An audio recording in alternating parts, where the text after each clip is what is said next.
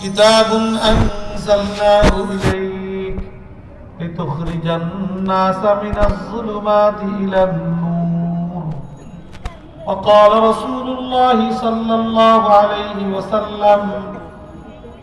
إن لله أهلين من الناس قالوا من هم يا رسول الله قال أهل القرآن هم أهل الله وخاصته أو كما قال عليه الصلاة والسلام سبحانك لا علم لنا إلا ما علمتنا إنك أنت العليم الحكيم আমরা সকলেই অত্যন্ত আজমত এবং মুহাব্বতের সাথে একবার রাসূল করিম সাল্লাল্লাহু আলাইহি ওয়াসাল্লামের প্রতি দুরূদ ইব্রাহিমি পাঠ করি। আল্লাহুম্মা সাল্লি আলা মুহাম্মাদিন ওয়া আলা আলি মুহাম্মাদ কামা সাল্লাইতা আলা ইব্রাহিম ওয়া আলা আলি ইব্রাহিম ইন্নাকা হামিদুম মাজিদ। আল্লাহুম্মা বারিক আলা মুহাম্মাদিন وعلى آل محمد كما باركت على إبراهيم وعلى آل إبراهيم إنك حميد مجيد الحمد لله مركز دعوة القرآن الإسلامي حفظ القرآن সমাপনী ছাত্রদের দস্তারবন্দি উপলক্ষে আয়োজিত ওয়াজ মাহফিলের সম্মানিত সভাপতি, উপস্থিত বিশিষ্ট আলেম দ্বীন হযরত মাওলানা আব্দুর রাজ্জাক সাহেব দামাত বারাকাতুহুম, উপস্থিত অন্যান্য উলামায়ে কেরাম, এলাকার মুরব্বিয়ানে কেরাম, দিনদার ভাইরা, পর্দার আড়ালের আমার অত্যন্ত সম্মানিত মা ও বোনেরা এবং আমার প্রাণ প্রিয় ছাত্র ভাইরা, আল্লাহ রাব্বুল আলামিনের লাখো কোটি শুকরিয়া। আল্লাহ রাব্বুল আলামিন আমাদেরকে কোরআনে পাকের নিসবতের এই মুবারক নুরানি মাহফিলে সমবেত হয়ে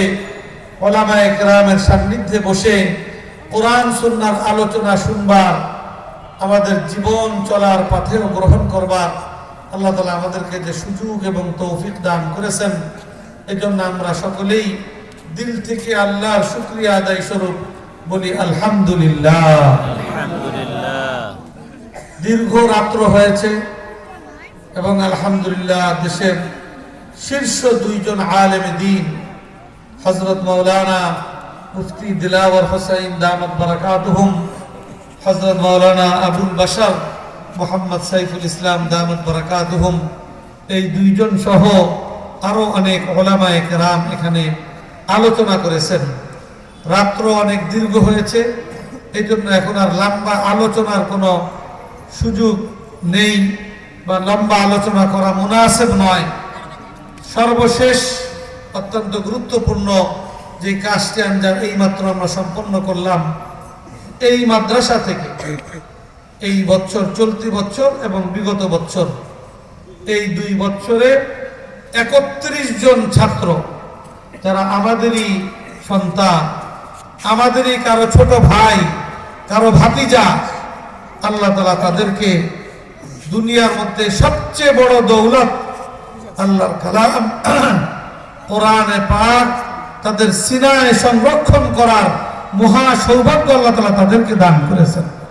তাদেরকে আমরা এখানে আনুষ্ঠানিকভাবে তাদের মাথায় সম্মানের পাগড়ি পরিয়ে